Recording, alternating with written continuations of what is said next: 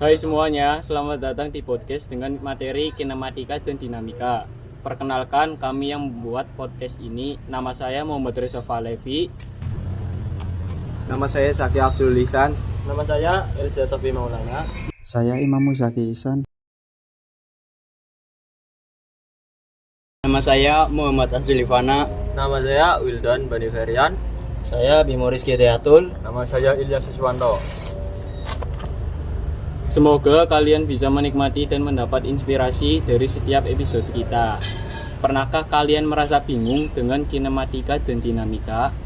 Tahukah kalian kalau ada banyak fakta menarik tentang dinamika dan kinematika?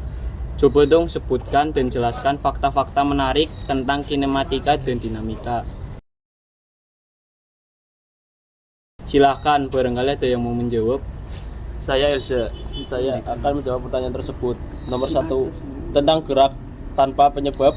Kinematika mempelajari gerak benda tanpa memedulikan penyebabnya. Dalam kinematika, kita fokus pada posisi, kecepatan, dan percepatan tanpa memikirkan gaya atau massa benda. Berbeda dengan dinamika yang mencari penyebab gerak tersebut. Silahkan, barangkali yang lain mau menambahkan.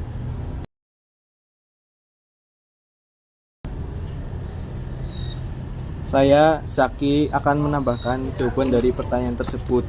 Yang pertama yaitu percepatan gravitasi sama untuk semua benda di bumi. Semua benda jatuh dengan percepatan yang sama. Jika hambatan udara diabaikan, ini berarti dalam kondisi tanpa udara, bulu dan bola bowling akan jatuh bersamaan. Astronot David Scott pernah melakukan eksperimen ini di bulan dengan bulu dan palu. Dari fakta-fakta tersebut, apa yang paling menarik menurut kalian? Saya Azril, menurut saya dari fakta-fakta menarik yang dibahas, salah satu yang paling mengejutkan adalah fakta tentang percepatan gravitasi yang sama untuk semua benda, terlepas dari masanya. Yang berarti bahwa di ruang hampa, sebuah bulu dan bola bowling akan jatuh ke tanah pada waktu yang sama. Dari kinematika dan dinamika, ada prinsip inersia. Bagaimana prinsip inersia berlaku dalam kehidupan sehari-hari? Pergerakan objek di meja. Jika kita mendorong sebuah buku di atas meja, buku tersebut akan bergerak sampai akhir berhenti karena adanya gaya gesekan dari meja. Tanpa gesekan, buku akan terus bergerak tanpa henti. Coba dong sebutin satu contoh lagi. Mengemudi mobil. Ketika mobil melaju dengan kecepatan tetap dan pengemudi tiba-tiba mengerem, penumpang di dalam mobil akan merasa terdorong ke depan. Ini terjadi karena tubuh penumpang ingin tetap dalam keadaan gerak yang sama atau kecepatan konstan, sementara mobil berhenti. Baik, dari fakta menarik tentang kinematika dan dinamika sudah jelas. Kita lanjut pada pembahasan tentang GLB dan GLBB. Apa sih GLB dan GLBB itu? Dari kalian semua barangkali ada yang mau menjelaskan, silahkan.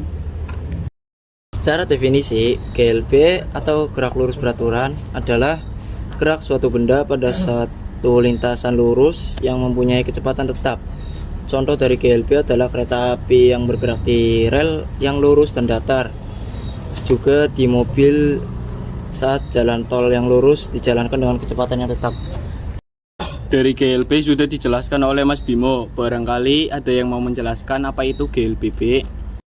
Saya Imam, saya akan melanjutkan penjelasan dari Mas Bimo. Sementara itu, GLBB, gerak lurus berubah beraturan, adalah gerak suatu benda pada lintasan lurus yang mempunyai percepatan tetap. Artinya, kecepatan gerakan si benda ini bisa berubah, bisa bertambah cepat atau bertambah lambat, tapi secara teratur, contohnya gerak menerjun payung. Terima kasih sudah mendengarkan episode kali ini tentang kinematika dan dinamika.